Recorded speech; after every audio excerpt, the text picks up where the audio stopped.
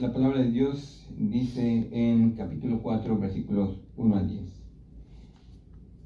¿De dónde vienen las guerras y los pleitos entre vosotros? ¿No es de vuestras pasiones, las cuales combaten en vuestros miembros? Codiciáis y no tenéis, matáis y ardéis de envidia y no podéis alcanzar. Combatís y lucháis, pero no tenéis lo que deseáis, porque no pedís. Pedís y no recibís, porque pedís mal para gastar en vuestros deleites. Oh almas adúlteras, ¿no sabéis que la amistad del mundo es enemistad contra Dios? Cualquiera pues que quiera ser amigo del mundo se constituye enemigo de Dios. ¿O pensáis que la Escritura dice en vano, el Espíritu que Él ha hecho morar en nosotros nos anhela celosamente? Pero Él da mayor gracia. Por esto dice, Dios resiste a los soberbios y da gracia a los humildes. Someteos pues a Dios, resistid al diablo y huirá de vosotros. Acercaos a Dios y Él se acercará a vosotros. Pecadores, limpiad las manos, y vosotros los de doble ánimo, purificad vuestros corazones. Afligíos y lamentad y llorad. Vuestra risa se convierta en lloro y vuestro gozo en tristeza. Humillaos delante del Señor y Él os exaltará. Amén. Bueno, entonces, a manera de introducción y como contexto, les decía, vamos a hacer un repaso de lo que vimos en los primeros 6 versículos. Entonces vamos a repasarlo mediante los encabezados que les fui mostrando la vez pasada. Y lo primero que vimos en el versículo 1 es la causa del conflicto, que surge ¿de dónde? De nuestras pasiones o deseos egoístas, que combaten en nuestro interior. Tristemente, esta fue la causa entre los creyentes a los que Santiago está escribiendo y seguirá siendo la causa del conflicto en la iglesia, mientras que pecadores como usted y como yo seamos parte de la iglesia. Ahora sabemos que la misma causa del conflicto que origina los problemas en la iglesia es la misma causa que origina los conflictos, las guerras entre gobernantes, en las familias, entre esposos, entre hermanos, en el trabajo, con el jefe o entre los mismos compañeros de trabajo, o en el ámbito social también, entre amigos. Así que lo primero que hace Santiago es corregir nuestra perspectiva equivocada sobre la causa del conflicto, que generalmente pensamos que se encuentra fuera de nosotros, es decir, le echamos la culpa a las circunstancias que nos rodean. Pero mayormente nuestro dedo tiene un objetivo, de apuntar a una persona en específico, decirle, tú tienes la culpa, ¿no es cierto? Pero Santiago no se anda por las ramas y de entrada nos dice directamente, no, la guerra, los pleitos surgen de su interior, de su corazón, de sus pasiones, de sus deseos egoístas, de su envidia. Y estos son entonces como una bomba de tiempo que está a punto de explotar contra cualquiera que se interponga en el camino de mi sueño, de mis metas, de mis objetivos, de mi deseo ferviente. Cualquiera que se interponga enciende la mecha. Entonces lo que vemos claramente es que estos deseos egoístas nos harán hostiles contra quien sea. ¿Y cuáles serán las consecuencias? Pues básicamente vemos que en el versículo 2, un deseo egoísta no satisfecho produce una frustración constante que se refleja en un descontento creciente que le conduce a una acción hostil. ¿Cuál es esa acción hostil? El enojo, el odio, que puede llegar a ser sanguinario, que aunque no llegue al grado de matar físicamente, sí le hace cometer homicidio en el corazón. En el mejor de los casos, usted va a mantener una lucha y un combate intenso por un periodo prolongado, y al igual que una bomba con sus defectos devastadores, también esas peleas, esos combates intensos van a dejar una devastación, heridas profundas por los insultos, por las ofensas, por la indiferencia, que están alimentadas por el odio, que de forma inevitable le va a hacer daño a usted y también va a dañar a aquellos que están cerca de usted. Sus efectos son altamente destructivos. Eso es lo que Santiago quiere hacernos ver con ese lenguaje que él está utilizando de guerras y pleitos. Hace poco estaba yo escuchando a un analista político al que le preguntaron quién pensaba él que estaba ganando la guerra entre Rusia y Ucrania. Y este hombre dijo, a decir verdad, en una guerra nadie gana, todos pierden. Y a mí se me hizo un comentario bastante acertado, porque es la realidad. Unos pierden más que otros, pero todos salen perdiendo en la guerra, aun cuando no tenga vela en el entierro. Y aún nosotros que no tenemos vela en el entierro, estamos, ¿qué? Sintiendo las consecuencias, ¿verdad? Entonces, así es en el caso también de nuestro conflicto interno, en el daño que produce aún cuando nosotros muchas veces podemos pensar que no está dañando a nadie más, pero la realidad es lo contrario. Otra consecuencia del conflicto, entonces, que vemos ahí en versículos 2 y 3, es la ruptura en la comunión con Dios, que se ve manifestada en la oración. Santiago dice, ustedes no tienen lo que desean porque no piden, y si es que piden, pues no reciben, porque sus motivos son equivocados, sus motivos son egoístas. El enfoque está, ¿dónde? En uno mismo, en lo que yo quiero, en mi voluntad. Entonces, básicamente, el modelo que Jesús nos dejó en la oración, el hágase tu voluntad, pues básicamente queda fuera, ¿verdad? Lo ignoramos. Porque no hay ningún interés en la gloria de Dios. No hay realmente un interés de que se haga la voluntad de Dios en nuestra vida. No. Queremos nuestra voluntad a mi manera, como quiero, cuando quiero. ¿Verdad? Así que Dios no responde a un corazón que pide con un motivo egoísta. Porque detrás de ese corazón egoísta está el orgullo que se revela contra la voluntad de Dios. El orgullo que está entronando a uno mismo y que no reconoce la necesidad o dependencia de Dios. O bien que solamente ve en la oración como un medio para conseguir lo que quiere, en lugar de ver la oración como un medio de gracia para cultivar la comunión y la dependencia en Dios. Ahora, la frustración constante de no tener la satisfacción deseada le va a forzar a seguir sirviendo a su carne, en virtud de obtener lo que quiere, en lugar de servir al Señor. Así que Santiago está abriendo nuestros ojos, examinando aún más a fondo el origen del conflicto, de dónde surgen las pasiones, ese deseo egoísta en nuestro corazón.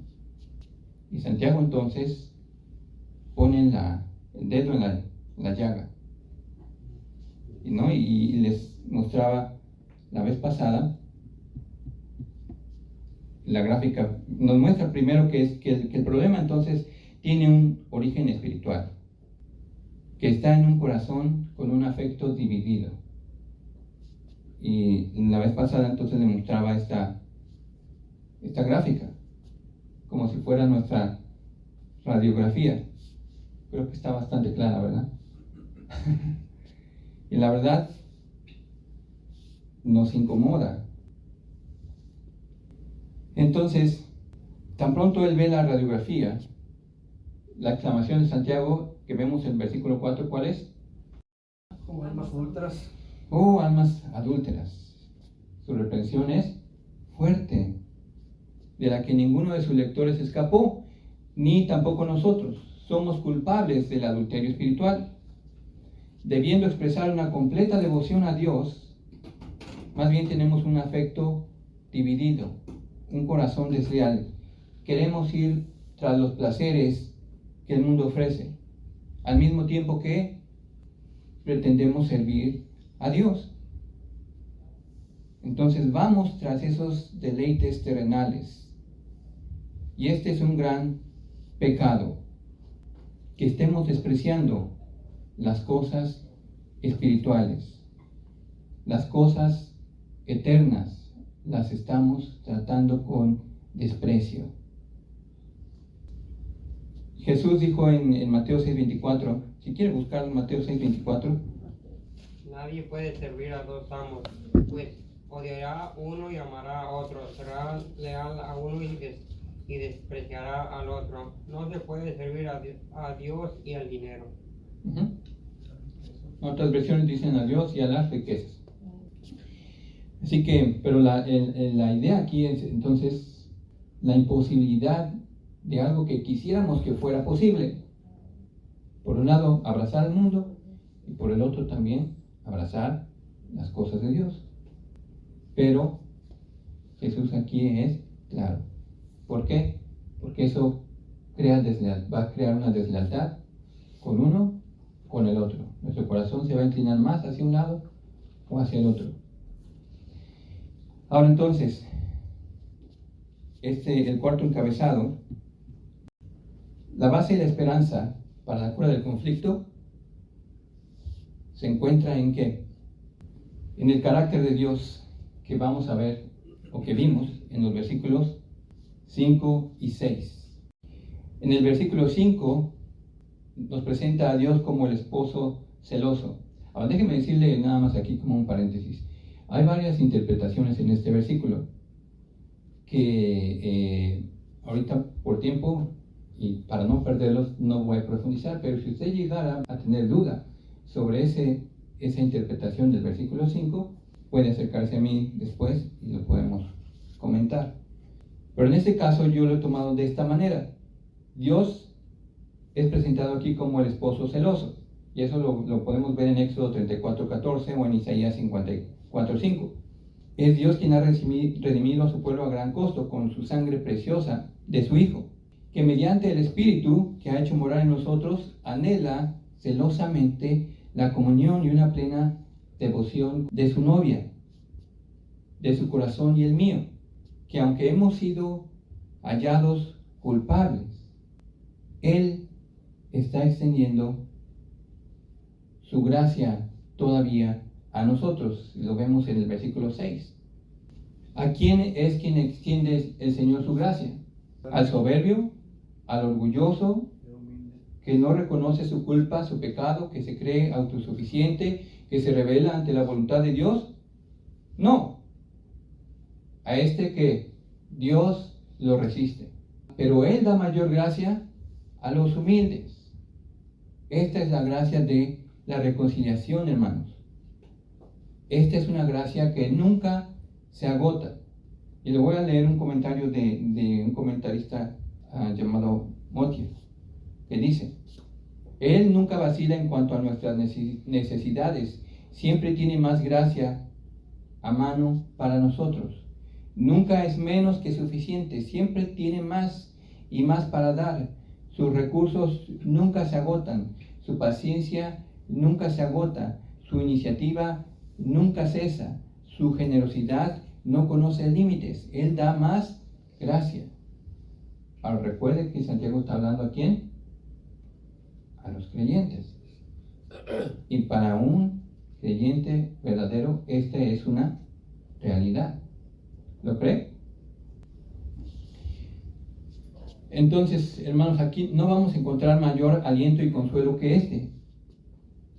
Tenemos un Dios celoso que en su atributo, en este atributo encierra la verdad de su amor sorprendente por el pecador, quien en su gracia abundante nos recibe, nos acepta, nos restaura y nos fortalece. ¿Para qué? ¿Para seguir pecando? ¿Para permanecer en la condición de un adulterio espiritual? No. Para que cuando nos encontremos en esa encrucijada, ¿se acuerdan que les comenté de una encrucijada? Donde Satanás está apelando a nuestros deseos de la carne, llamándonos para que obtengamos el placer que el mundo ofrece, que es momentáneo.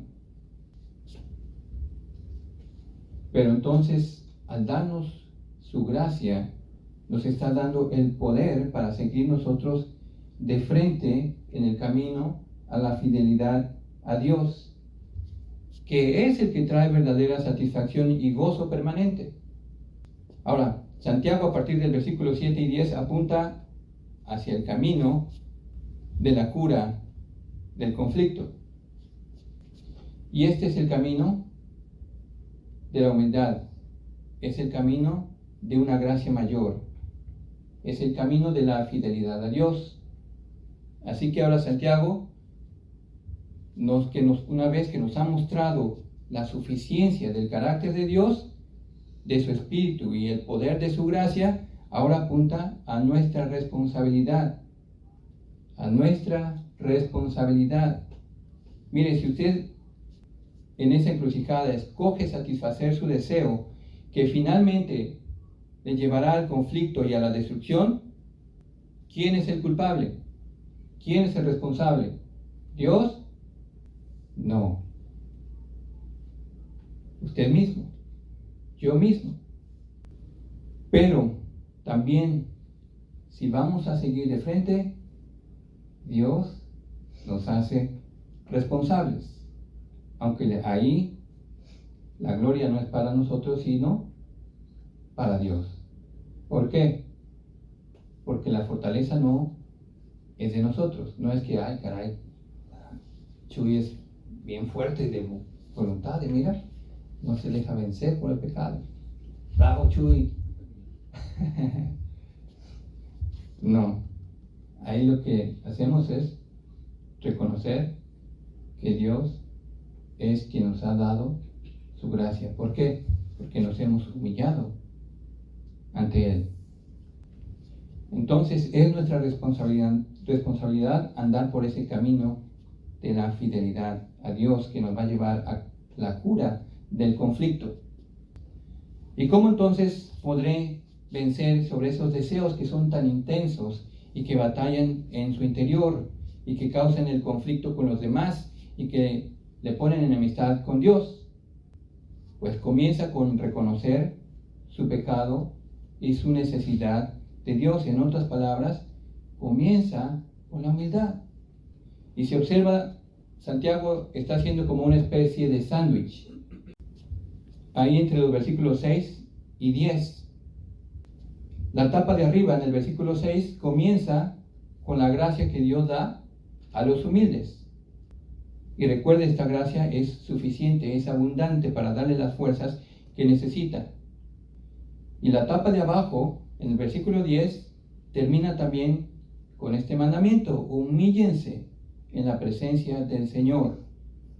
Así pues, empieza con la gracia que recibe el favor inmerecido de Dios, su poder, por un corazón que se humilla, y termina también de la misma manera, con un corazón que se humilla delante de Él, que resulta en exaltación. Así que, hermanos, esta serie de mandamientos que Santiago os va a presentar de los versículos 7 al 10 es básicamente como los ingredientes de ese sándwich. Y es un sándwich nutritivo que no le va a dejar débil o hambriento. Así que este es el camino entonces a la cura del conflicto. y vamos a ver también más adelante que es el camino del quebrantamiento que lleva a la exaltación. Vamos entonces a ver esos ingredientes y condimentos del sándwich. Lo vemos ahí en el versículo 7. ¿Cuál es el primer mandamiento? ¿Cuál es el primer ingrediente? Sométanse a Dios. Sométanse a Dios. Y someterse significa alinearse a las órdenes o las directivas de otro. Y en este caso, las directivas y guías de Dios. Reconocemos entonces que Él es Dios, no nosotros. Que Él es quien debe comandar nuestras vidas, no nosotros. Que Él es quien sabe lo que es mejor para nosotros. Esta sumisión entonces será el resultado natural de un corazón verdaderamente humilde, que responde al asombroso carácter de Dios, del cual hablamos. De manera que no es una sumisión forzada u obligada. Recientemente también estaba yo viendo un documental sobre un lugar llamado Camp Consequence. Yo no sé si ustedes lo han llegado a escuchar de eso. Bueno, estos son campamentos de disciplina extrema, donde los padres llevan a sus hijos rebeldes y problemáticos. Usted sabe de esos que mandan en su casa y a los que los padres muchas veces tienen hasta miedo de pedirles algo. Ya no tienen control sobre ellos. ¿Qué hacen entonces? Aquellos que conocen de estos lugares los llevan a estos campamentos muchas veces, obviamente sin decirle a los niños. Pero ya cuando están ahí los niños, sorpresa. Lo primero que hacen es despojarles de sus cosas, su ropita, y ponerles su overol como de presos. ¿Y sabe cómo los van a tratar? Ahí, ¿sabe qué? Van a obedecer porque van a obedecer. No tienen otra opción. ¿Pero a base de qué? A base de intimidación y castigo, que muchas veces se convierte en tortura. Y estos niños muchas veces quedan marcados de por vida. Así que, hermanos, esa no es la clase de obediencia que usted quiere en sus hijos. Mire, usted ni siquiera tiene que levantar la voz a sus hijos para que le obedezcan. Esa es muchas veces la forma en que nosotros pensamos que nos van a obedecer, ¿verdad? Gritándoles, levantándoles la voz o dándoles un golpe. Ahora sí hay que usar disciplina con ellos, pero no esa clase de disciplina que usan en estos campamentos, intimidándoles, poniendo terror en ellos. No. Pero bueno, el punto al que voy a ir es que muchas veces estos niños obviamente obedecen, como les decía, obedecen porque obedecen. ¿Pero realmente cree que están cambiando el corazón de sus niños? No. Los están cambiando, sí, pero para mal. Entonces, ¿es posible obedecer sin realmente someterse? Sin tener ese corazón humilde. Yo le puedo, por ejemplo, pedir a uno de mis hijos que saque la basura. Y quizá lo hace enojado y refunfuñado. ¡Ah, siempre yo!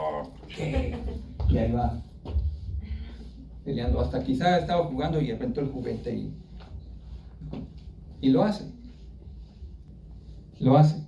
¿Qué cree? ¿Que yo debo entonces sentirme complacido porque mi hijo hizo lo que pedí? No. ¿Por qué?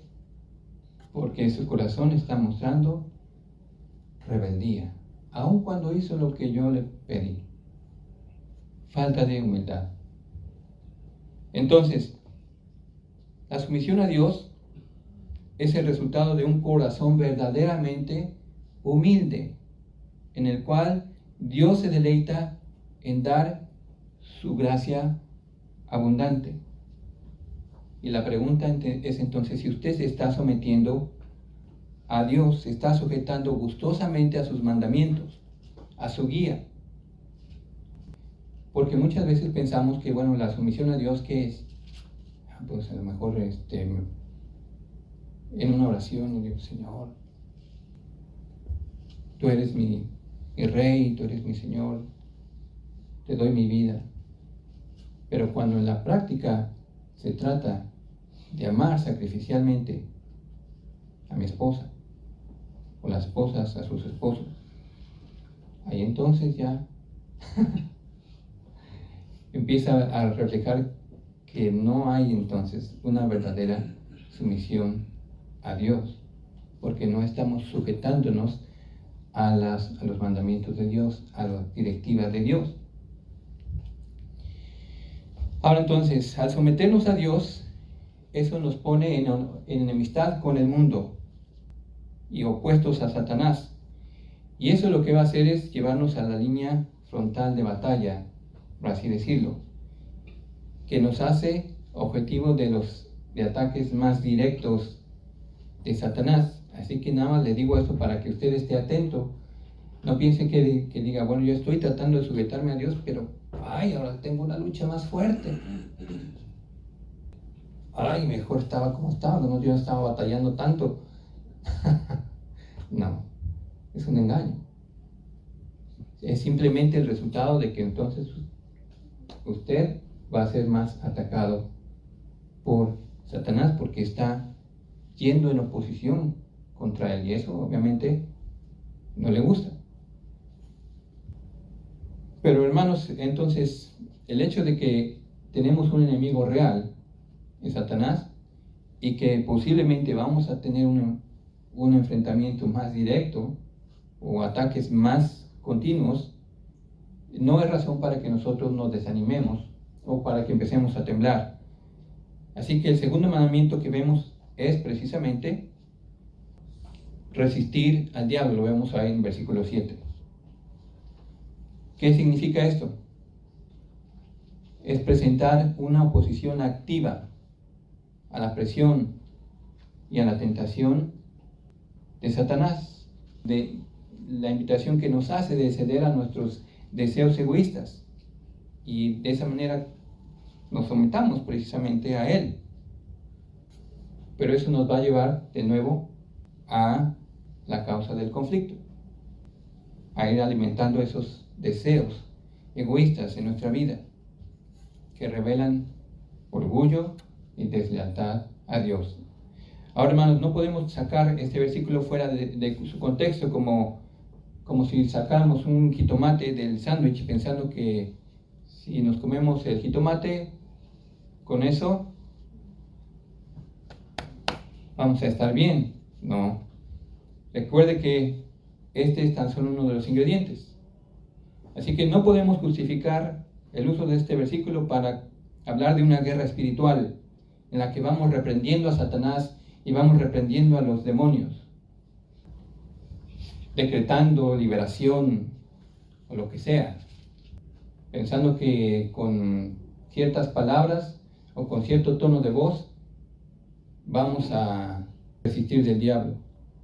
En nombre de Jesús, cadenas son sueltas ahora, en el nombre de... Entonces, no, o sea, realmente esa no es la forma bíblica de resistir al diablo.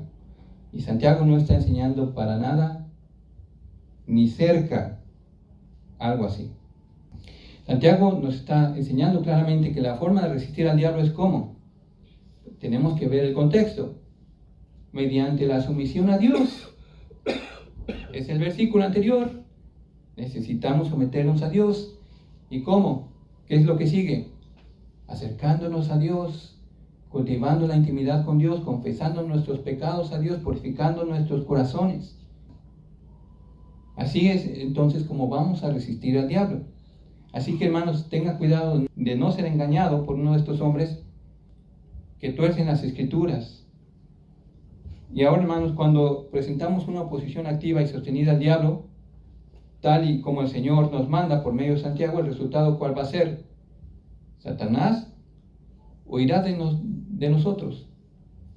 Y el comentarista Simon Kingsmaker apunta en su comentario: cuando cumplimos obedientemente la voluntad de Dios, Satanás no puede hacernos extraviar, al contrario, debe irse.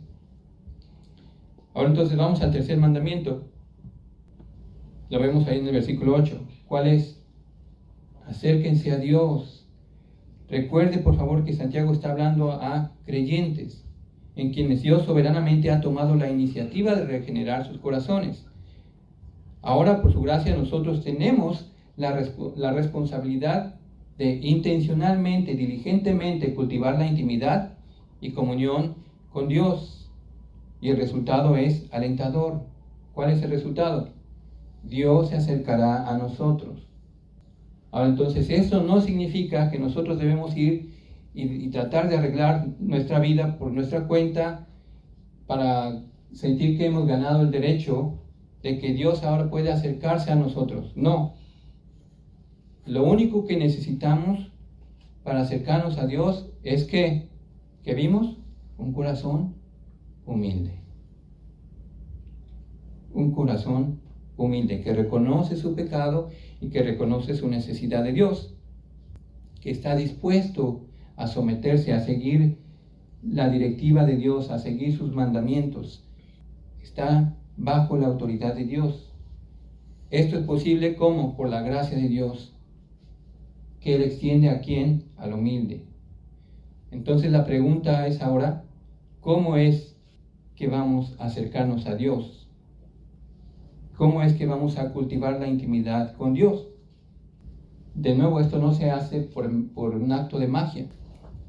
Lo hacemos al usar diligentemente los medios de gracia que el Señor nos ha dejado, ¿como cuáles?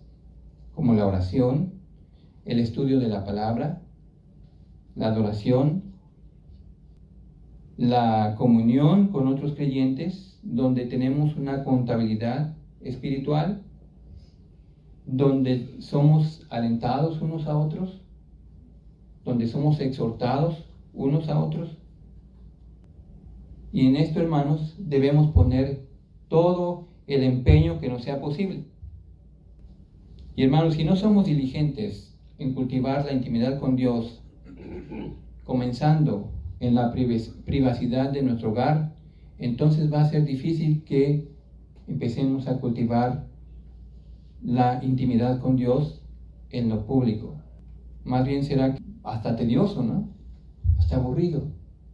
Entonces se cumple básicamente la descripción que el Señor dio al profeta Isaías, en Isaías 29:13. Este pueblo se acerca a mí con sus palabras y me honra con sus labios, pero aleja de mí su corazón, y su veneración hacia mí es solo una tradición aprendida de memoria. Lo hace simplemente por costumbre, nada más. No hay realmente un acercamiento a Dios, no hay una intimidad con Dios. Pero hermanos, entonces nosotros aprovechemos el gran privilegio que Dios nos ha dado, porque Él nos ha abierto el acceso directo a su presencia mediante los méritos de Cristo en la cruz. Así que entonces, como sacerdotes, para acercarnos a Dios necesitamos también de una purificación, como lo hacían los sacerdotes en el Antiguo Testamento.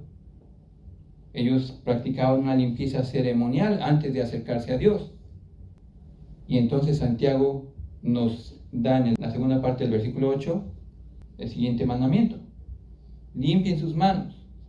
¿Y eso qué? Representa nuestra necesidad de una pureza constante en nuestra conducta externa, que equivale a dejar de hacer lo malo. Entonces, esta limpieza de manos nos recuerda a nosotros que debemos constantemente ir a Dios para confesar nuestro pecado en arrepentimiento. Dios nos ha perdonado a través de su sacrificio, pero nuestros pies, nuestras manos se ensucian por el andar cotidiano. Por eso es necesaria una confesión constante, una confesión diaria. Luego también ahí en versículo 8, en la segunda parte, habla de purificar nuestros corazones y apunta entonces a la necesidad de una purificación interna de nuestros motivos y deseos egoístas del corazón. Y entonces la pregunta aquí es: ¿cómo es que dejamos de hacer lo malo? ¿Cómo es que purificamos nuestros motivos egoístas y pecaminosos? ¿Cómo es posible? Mediante la confesión y el arrepentimiento. ¿Qué dice 1 Juan 1, 8 y 9? Si decimos que no tenemos pecado, nos engañamos a nosotros mismos y la verdad no está en nosotros.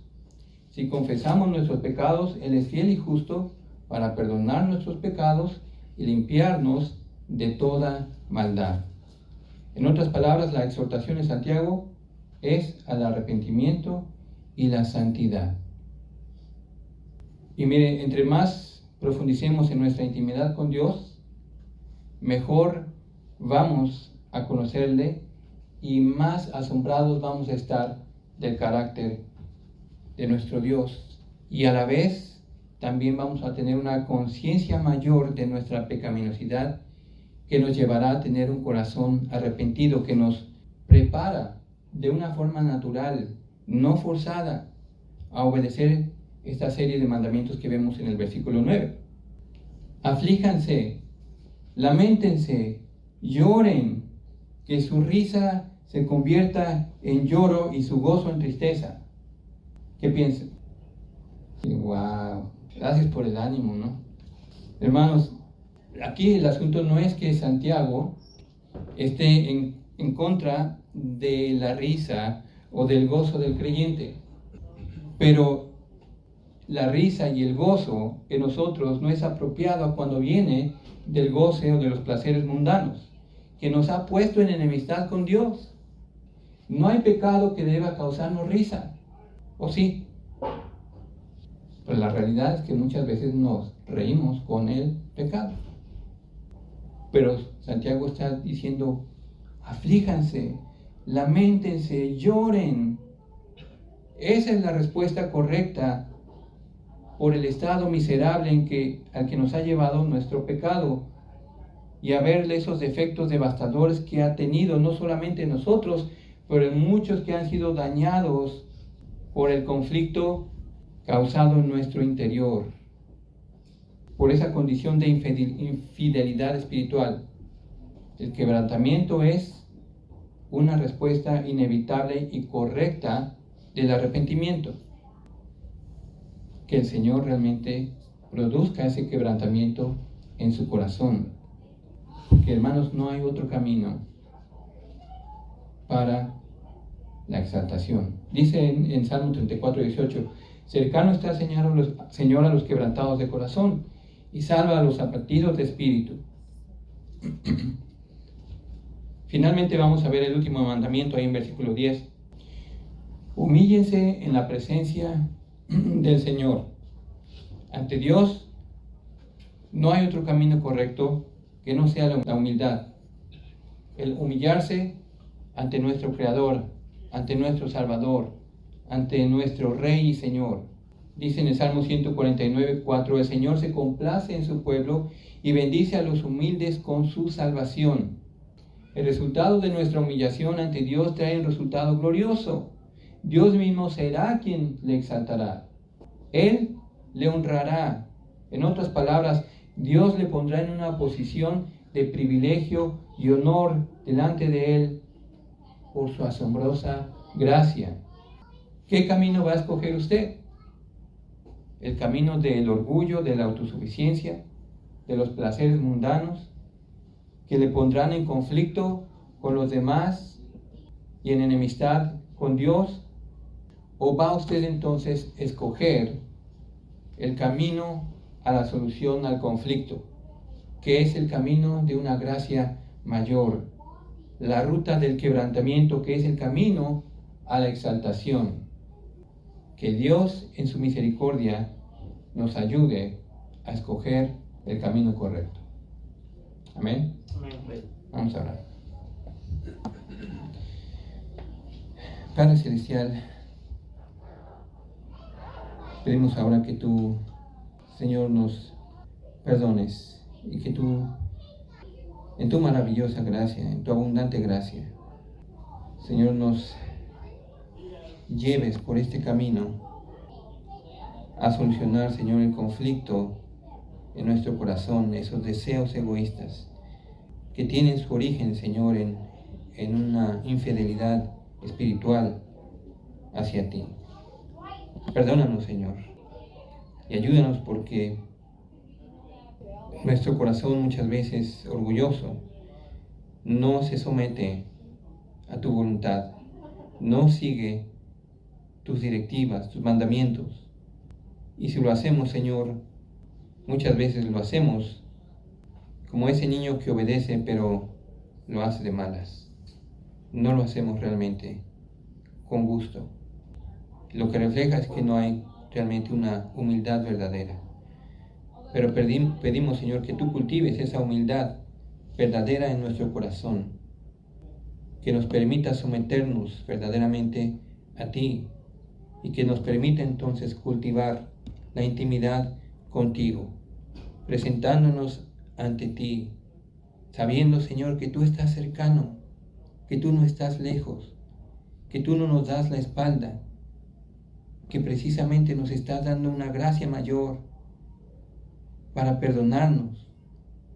Llévanos, Señor, por favor, a confesar nuestros pecados, a estar purificando, Señor, a nuestro exterior, nuestra conducta, dejando el pecado a un lado, dejando las prácticas, los hábitos pecaminosos, limpiando nuestro corazón, purificando nuestro corazón, Señor, viendo hacia nuestro interior el motivo de nuestros deseos, el motivo de nuestro corazón, ponerlo delante de ti, Señor, para que tú lo examines y para que tú, Señor, puedas limpiarnos.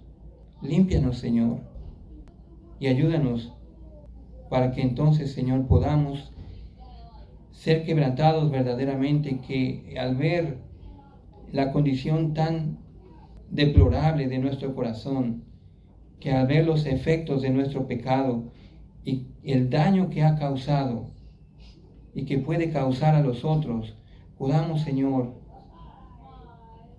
llorar, lamentarnos, afligirnos con un corazón contrito delante de ti, Señor, para recibir de ti aún, Señor, mayor gracia y el poder para seguir adelante y seguir humillándonos ante tu presencia, Señor, porque sabemos que, Señor, y además esto es asombroso, que tú nos has de exaltar cuando sea tiempo. Gracias te damos, Señor, en el nombre de Jesús. Amén.